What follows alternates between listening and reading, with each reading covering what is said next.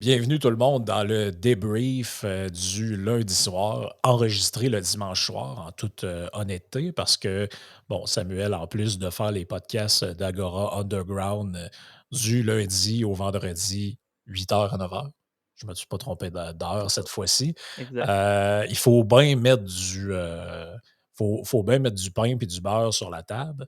Fait qu'il y a Changer de job. changé de job. Donc là, les horaires sont un petit peu plus compliqués. Fait qu'on enregistre ça le dimanche soir. Ça se peut que maintenant, on enregistre ça un mercredi soir ou peu importe, puis qu'on vous passe ça le lundi. Mais si tel est le cas, on va essayer de prendre des sujets qui sont pas trop temporels, que ça fait que, tu sais, quand vous allez le voir, vous n'allez pas dire «Ah, pourquoi il parle de ce gars-là? Ça fait 4 mois qu'il est arrêté, en fait.» Fait que, tu sais, on va. C'est comme si on parlait maintenant d'André Boisclair. Tu te dis, ah, il me semble que ça fait un bout qu'on a entendu André dire que c'était. Boisclair, il a été élu finalement, là. Oui, c'est ça. Je pense qu'il va être choisi contre Pauline Marois pour être chef du PQ. Les insights de Boisclair, c'est toujours très drôle.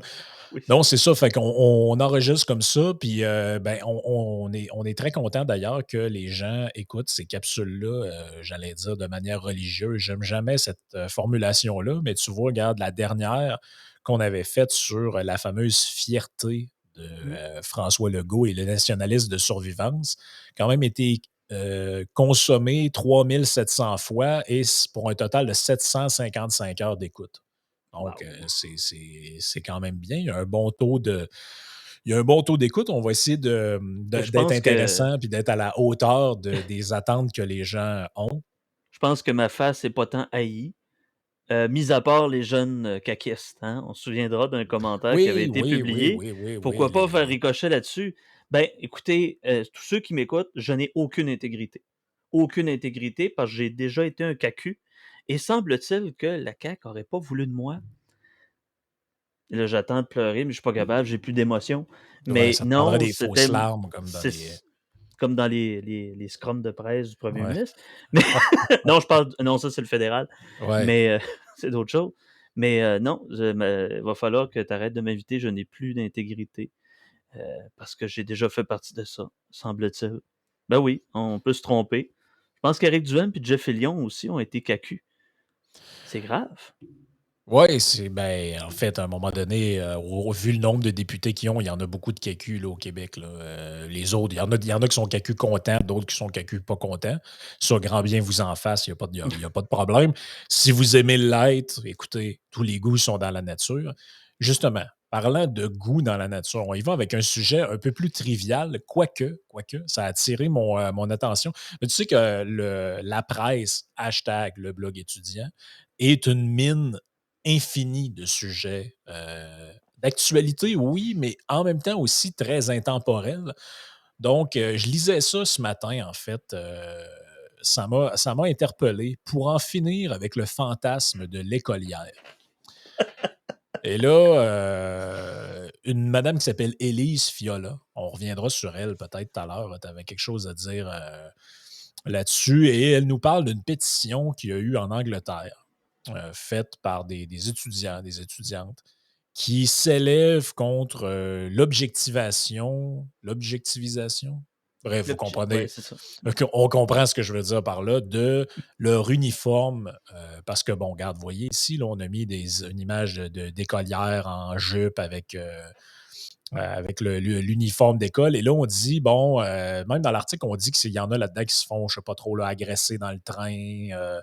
Et là, la cause, évidemment, de ces comportements sexuels délinquants de la part de jeunes hommes qui, bon, je ne sais même pas si c'est des jeunes hommes, c'est pas précisé là-dedans. Ça aussi, c'est un autre fait étrange, c'est qu'en fait, il n'est jamais question là-dedans des soi-disant agresseurs, de leur profil, de leur manière de faire, des motifs qui les poussent. Non, on fait juste parler qu'en gros, si des hommes se comportent de manière déplacée envers des jeunes femmes, c'est à cause de la société. Moi, ça, j'adore ce genre de rhétorique-là. Ah oui. La société. Donc, en gros, c'est de notre faute. Tout le monde qui écoute, moi, les autres, on est un peu tous complices de ça. Il y a des stéréotypes dans la société, des stéréotypes sexuels, je dirais, bon, l'écolière, la femme de ménage, l'infirmière. Ce qui est drôle, c'est qu'on mentionne jamais là-dedans les stéréotypes masculins. Non, parce qu'il y a pas d'objectivation du corps de l'homme pour ce qui est du fameux calendrier de Mais pompier, c'est ça. Ben le oui, joueur exactement. de C'est ça. football, le policier, tu sais, non, ça, tout ça n'existe pas et tout ça est une vue de l'esprit, j'imagine, parce que ce qu'il faut parler, c'est des, Mais attends, là. Est-ce qu'on est en train de dire qu'étant donné, bon, le gars de la construction, écoute, c'est quasiment les stéréotypes de YMCA, c'est ben, c'est eux qui le parlent de ça, en pompier, fait, là, ben donc c'est ça. Est-ce qu'ils sont en train, bon, c'est peut-être un appel à l'intention, là, soyez prudents avec ça, là, mais que la petite écolière est vulnérable, mais que ceux-là qui sont objectivisés, ben, j'ai encore de la misère aussi, que ce soit le pompier ou etc. Est-ce que c'est ça? Est-ce qu'on parle de ça parce qu'il y a une vulnérabilité, provenant de ces écolières-là, là, dans le cas échéant, là? ouais. Mais il y a une naïveté là-dedans, en fait, qui me laisse un peu sans mots, je te dirais, parce qu'au départ, si tu me demandes mon avis à brûle pour point, je suis assez mal à l'aise qu'on utilise des symboles de jeunes filles, mettons mineures, à des fins d'excitation, sexuelle. Je suis totalement d'accord que, tu sais, là, les enfants doivent être, tenus à l'écart de ça. Mais bon, il y a une confusion dans l'article aussi au niveau de l'enfance, l'adolescence, le jeune âge adulte. Parce que là, il est même question, une année, d'un couple. Parce que vous allez comprendre pourquoi je dis ça, c'est qu'un moment donné, dans l'article, on dit que pour lutter contre ça, il faudrait empêcher, dans le fond, que des gens, mettons un bonhomme puis sa conjointe, ils vont dans un sex shop, ils ne devraient pas avoir le droit d'acheter un costume d'écolière pour faire porter à sa femme parce que lui, ça l'excite sexuellement, parce que, dans le fond, on valorise ce stéréotype-là ou je ne sais pas trop. Là, je me disais, bon, OK. En fait, c'est d'une naïveté. Je vais je vais vous lire un extrait, puis je vous le partage à l'écran, là, mais c'est d'une naïveté, ma foi, sans nom, là. Sarah Maille, professeure et représentante du mouvement, est déterminée à ce que l'enjeu se rende aux oreilles du gouvernement et fasse réfléchir la société. Une société, ça ne réfléchit pas, les amis. Ça n'existe pas, une société. C'est une construction mentale. Je vais juste vous dire Ah ça, oui, là. ça c'est les premiers à dire la construction, là. C'est les Oui. constructivistes et cetera que la C'est société, tu sais, va falloir être précis, là. Ouais, ouais, c'est la C'est quoi société, c'est qui ça? l'individu, là? Ouais, C'est ouais, quoi c'est ça? ça. C'est pas D'après moi, il y a pas beaucoup de femmes de 89 ans qui sont excitées par des écolières, là. Tu sais, je dis ça, je dis rien, là, mais la société, c'est pas qui ça? surpris. Ouais, c'est ça, on pourrait être surpris. Mais voici la phrase quand même assez incroyable. Ce qui est déchirant, c'est qu'on a des filles de 14, 15, 16 et 17 ans qui disent à leur gouvernement: «S'il vous plaît, pouvez-vous empêcher notre société de sexualiser notre uniforme scolaire?» Excusez, je voulais vraiment Hey, pas, rire aux éclats, mais c'est donc bien boiteux, c'est donc bien maladroit. tu sais, Concrètement, là, qu'est-ce qu'on l'enseignante, la professeure, l'intellectuel qui fait un mouvement quelconque, elle veut quoi? Le gouvernement va faire comme? Concrètement, il y a aucune solution qui est apportée dans l'article, hein. C'est que du réactionnaire, c'est On est réactionnaire. dans la pensée, ça, les amis, là, c'est de la pensée magique carrément, là. Tu sais, il y a le Léviathan omnipotent, omniscient qui chapeaute là, la société dont il est le maître. Et là, il y a un problème. Bon, il y a des jeunes filles qui apparemment se font toucher de manière inappropriée dans les autobus. OK, parfait. Ça, c'est le problème. S'il est réel, adressons-le. Et la solution au problème, c'est il faut aller jouer dans l'imaginaire social collectif via des lois. Et là, le législateur, là, avec son marteau, là, clac, le projet de loi 102.1 est enfin adopté. Il est maintenant interdit en Angleterre de sexualiser l'uniforme scolaire. By the way, on pourrait aussi peut-être se poser la question là-dedans si c'est encore pertinent en 2022 de mettre des uniformes à des enfants là, ou à des adolescents. Moi, je dis ça aussi, là. Mais Ben, il n'y a, y a- y a- ça, c'est une y a bonne question. aucune réflexion là-dessus dans le texte, là. Croyez-le ou Ben, non, les non, gens qui c'est nous ça, écoutent, là, le texte n'est que dans cette pensée magique-là. Il faut demander au gouvernement. Oui, oui. l'uniforme chez les étudiants, bon, il y avait un argument comme quoi que les familles moins nanties, pouvaient, bon, subir les moqueries de leurs camarades, là, que par le linge, puis là, c'est avec la mode et tout. L'uniforme, hein, ça le dit, uniforme, c'est une seule forme. Ouais, parce qu'il y a Encore juste là, on avec n'est le pas dans le linge délire, qu'on, on n'est pas dans le ouais. délire collectiviste tant que ça, mais il y a aussi l'argument que c'est comme dans une équipe sportive, il y a un phénomène de ralliement là-dedans, mais c'est surtout à des buts économiques aussi. Mais l'uniforme, la jupe, on s'entend là, ce qu'on a vu là, c'est pas des jupes très très courtes, il n'y a pas des jartelles là-dessus, puis c'est- on remonte l'article, ça vaut la peine. Il y a, il y a la photo, voilà. Ouais, Tu sais, moi, j'ai jamais vu personne à l'école qui avait de l'air de ça, là. ben voyez, là, c'est quasiment transparent, c'est très très très moulant et la jupe est ras, explicite Ouais, censuré parce que c'est ça. Yann Sénéchal n'aimera pas. Non, mais Mais c'est ça, c'est la caricature. Ça, c'est l'objet fétiche. Ça, c'est le kink.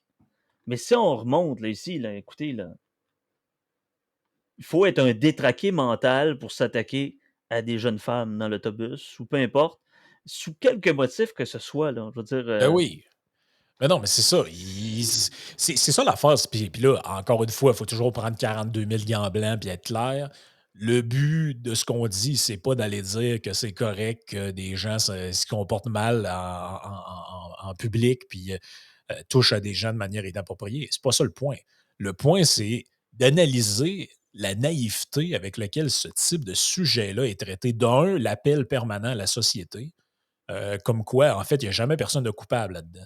Tu sais, le gars qui est rentré dans le métro ou dans l'autobus, puis qu'il a vu une fille, une écolière, et qui a mis la main sur sa cuisse ou il a touché je ne sais pas quelle partie du corps, est-ce qu'on peut prendre ce gars-là et l'amener au poste de police pour lui expliquer que ça ne se fait pas toucher ni une fille, ni un gars d'ailleurs, ni personne de ce c'est un type acte de criminel. manière-là en public? Non. En fait, tout le blâme est mis sur le dos de la société.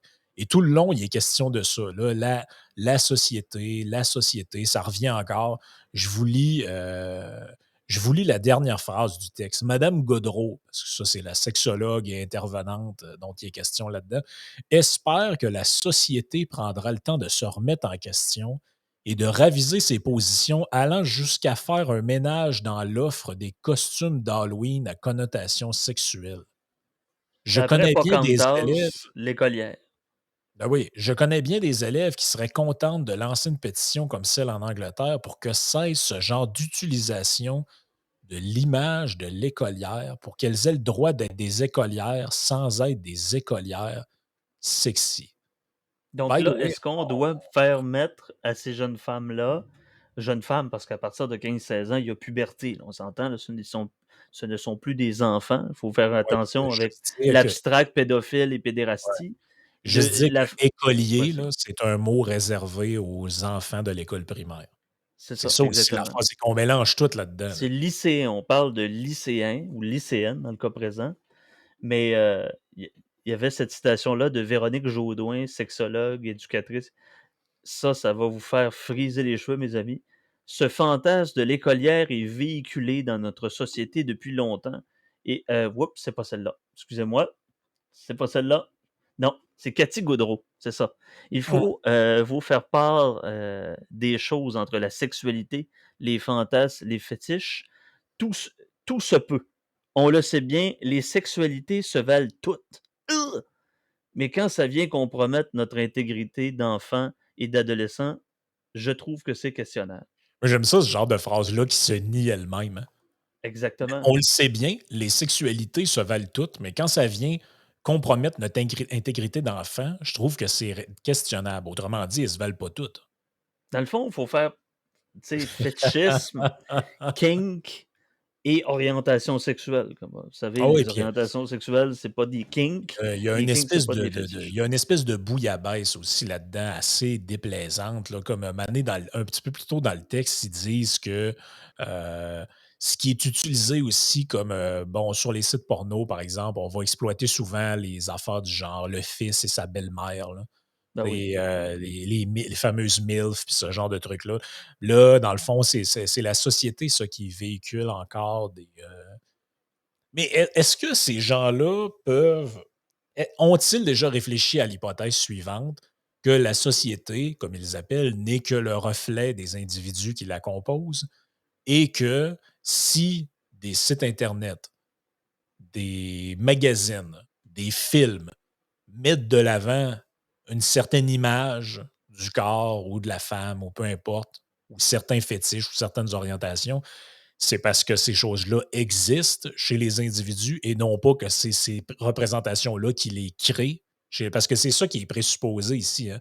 C'est qu'en réalité, si on faisait une loi pour interdire, je sais pas quoi, moi, l'infirmière, on va dire: «Ah ouais, vous avez plus le droit là, de vendre des costumes», puis dans des films, on n'a plus le droit de présenter, la femme de On ménage s'entend, ou le l'infirmière cochonne, puis l'infirmière, Sandra dans l'hôpital de Sorel, on s'entend-tu que c'est 2 images complètement ben oui, différentes? mais tu sais, puis dans toutes les n'importe qui a déjà vu un film porno sait très bien que c'est toujours les mêmes clichés qui sont exploités là-dedans. Le Ah oui, réparateur de laveuse qui arrive, puis là, tout d'un coup, la madame, elle sort de la douche, puis tu sais, ce genre de le choses. livreur de pizza. Le livreur de pizza, On a l'air à des gros pervers non, mais ou c'est des c'est ça pareil, politologues. mais la raison pour laquelle parce qu'en plus, ils sont même allés interviewer dans le texte un Oui, gars qui fait de la porn pour Pégase Productions au Québec et puis il dit: «Ah non, je suis d'accord avec ça, on pourrait enlever certains stéréotypes là-dedans, puis, tu sais, ce serait bien correct, puis, il y a pas de regarde, je vous le lis, là. On sent que les scénarios qui mettent de l'avant ce type de costume sont moins à la mode présentement, mais c'était quelque chose qui était tendance il y a quelques années, un peu comme les baby-sitters. Remarque Nicolas Lafleur, propriétaire de la maison de production québécoise de films pornographiques Pégase, qui ne verrait pas d'inconvénient à éliminer cette pratique. Mais tu sais, c'est parce que c'est ça l'affaire. Moi, je pense qu'ils prennent le problème à l'envers. Demain matin, sur son site web, pornographique, il te présente que des gens qui s'excitent, avec des voitures, mettons. Est-ce que l'affluence va être énorme? Peut-être qu'il y a des gens que ça mais il y a une intéresse, demande, il y a une demande. mais il y aura c'est ça, mais il y a une demande pour ce genre de truc-là. Ben là, c'était l'histoire de la poule au l'œuf, là. Tu sais, qu'est-ce qui crée quoi? Eux prétendent que c'est la société qui impose ce truc-là aux individus et c'est à cause de ça que, bon, des gens ont ce fantasme-là de l'infirmière La cochonne. société, c'est qui? Ouais, c'est C'est ça, le là, c'est ça producteur, là-dedans. c'est l'acteur, c'est le studio de porno, c'est l'école, c'est on veut déconstruire la société, on va la déconstruire en petites particules, là. C'est l'individu complètement détraqué qui fétichise tout. Je veux dire, écoute, faudrait mettre des souliers à toutes les femmes. Ben oui, on fétichise beaucoup trop les pieds, Frank. Mmh. Voyons, en partant par, Quentin Tarantino dans ses films. Voyons. Heu, je sais pas si ça va être tendancieux ce que je vais dire, mais est-ce que Élise Fiola voudrait mettre des burqas à nos écolières? C'est ça que j'ai compris ou ça va être ça le nouvel uniforme? C'est quoi là? Ah, j'ai j'ai pas vu ce bout-là, je l'ai peut-être Non? manqué, là. Non, il Heu, essaie de il essaie de me nuancer. Non, mais c'est ouais, je c'est veux un dire, peu c'est ça, c'est à qui? Je veux dire, là, il faut pas fétichiser les femmes dans la rue. Ils ont le droit de mettre ce qu'elles veulent, que ça soit très sexy ou pas sexy, au motif tu sais, elle est pas en sécurité dans les quartiers sombres à 2-3 heures. mmh mh. Ça, Mais il y a ça d'un côté, et de l'autre, mmh il faut faire attention avec l'uniforme. Ben, c'est qu'en fait, moi, je trouve qu'on pourrait élargir ce sujet-là parce que les gens, ce que vous devez comprendre, c'est que ce sujet-là est un prétexte pour parler de cette attitude-là qui est prévalente chez beaucoup de gens, dont le réflexe systématique est le suivant. Pour chaque problème, il doit y avoir une généralisation faite à l'ensemble de la société. Et l'individu n'est jamais responsable de rien puisqu'il est influencé, programmé, déterminé, poussé, influencé par la société. Donc, quand quelqu'un rentre avec une arme à feu dans un lieu public et tire sur des gens, c'est pas parce qu'il est fou, c'est pas parce qu'il y a des problèmes personnels, d'argent, de détresse psychologique, de maladie mentale, peu importe. C'est que la société a une culture de la violence. C'est que on tolère l'image de l'homme viril ou je sais pas quoi. Là. C'est toujours un peu les mêmes affaires. Donc là, il y a des gens qui taponnent des filles dans des lieux publics de manière déplacée. Le problème, c'est pas ces gens-là, c'est la société qui véhicule des fétiches ou des images. C'est toujours la même affaire. Peu importe le sujet, c'est toujours la même réaction qui arrive de la part de ces gens-là. Ils ont toujours la même Si grille il y a d'analyse. aucune statistique il y a aucune, je sais pas là, mais j'imagine qu'il y a aucune statistique, en l'occurrence, sur le nombre d'écolières qui se font attoucher ou qui ont des crimes sexuels vs des des filles qui reviennent sans uniforme. Faudrait voir, là. Sincèrement, là, je veux dire, il y en a des détraqués. Les détraqués, ils choisissent leur proie, quel que soit leur habillement. Ben, parce que Et la des vraie pédophiles, question, il y en a. Il y en c'est a, ça quel que l'affaire, soit c'est que l'habillement. moi, moi, en fait, quand je lisais le texte, ma réflexion, c'était ça, c'était de me dire, ben, si c'est vrai qu'en Angleterre, des jeunes filles, des jeunes adolescentes se sentent en danger au point d'en venir à l'idée de se dire on devrait faire une pétition pour demander au gouvernement de nous protéger, ben, il y a peut-être quelque chose de l'ordre d'une introspection là, à faire, là, dans le sens que comment se fait-il qu'il y ait autant de pédophiles slash agresseurs en liberté là-bas qui sévissent dans les lieux publics à toucher des jeunes femmes de manière déplacée, à se frotter sur des jeunes femmes dans des métros ou ce genre de trucs-là. Parce que c'est ça dont il est question dans le texte. Et il me semble que la vraie question, c'est plutôt elle. C'est pas de. Tu sais, c'est comme un peu les C'est un gens qui. prétexte. Ben oui, ben c'est comme c'est comme de penser que, je sais pas moi, le fait qu'il y ait je sais pas moi, le fait, par exemple, qu'il y ait des animes, là, comment on appelle ça, là, les trucs Des japonais? hentai. Les hentai, là, ben imaginons, c'est comme penser que l'existence de ces trucs-là, c'est ça qui crée chez les gens les déviances ou ce genre de trucs-là. Mais non, mais ça répond à un besoin. Ça répond à une demande de gens qui ont déjà ça en dedans d'eux. Et je veux dire, en fait, sais-tu à quoi ça me fait penser? Ça me fait penser à les espèces d'intervenantes patentées là, quand on était. Parce que on a dans les mêmes âges, fait que c'est sûr que tu as entendu ça. C'était un débat de société incroyable dans le temps. Les jeux vidéo violents qui allaient Hey, créer des je psychopathes en m'en série. tu m'as volé mon idée. Ben, effectivement, ben, c'est exactement ça. C'est d'établir un fait tu sais, en amont plutôt qu'en aval. Mhm. C'est un prétexte basé sur une généralisation abusive. Le mécanisme du jeu vidéo, par rapport à la violence, écoute, c'est épouvantable. C'est épouvantable, ça dépend pour qui. On voulait bannir tout type de jeu parce qu'il y avait des cas de fusillade, parce qu'il y avait des cas de violence, en essayant très peu d'extrapoler le concept, là. Ça manque de nuances de façon extraordinaire. Madame Fiola pond un article qui est quand même pas mal plus gros qu'un article du Journal de Montréal, mais quand même, le blog étudiant remplit assez bien ses pages. Et là, j'essaie de voir, puis je veux pas aller dans l'ad personam, vous savez, ce sophiste qui considère à essayer d'enquiquiner pas l'intégrité, mais la pertinence des propos de quelqu'un Mhm. par son passé ou ses idées. Mais quand on parle du journal, du blog étudiant, La Presse, ben, Madame Fiola écrit dans Presse-toi à gauche. Y a-t-il, et je pose des questions, y a-t-il des accointances avec le style littéraire de cette femme-là, en voulant remplir, tu sais, là, c'était l'Indien Malcoma d'un passé toujours présent. Ça, c'est. Écoute, pour vous le dire, j'ai déjà eu un article sur Presse-toi à gauche. Ben oui, mon Dieu, j'étais à la CAQ, j'étais à la gauche. Il va dire, mais c'est Ouais, qui tu ce cumules les vices, moi, collaborateur-là? je trouve. Là. Ben oui, mais l'article est encore là, c'est l'anarchie nucléaire. Puis bon, ça date de 2006 quand même.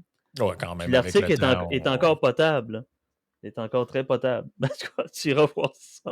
c'est sûr que je vais aller voir ça. Ben Mais, oui.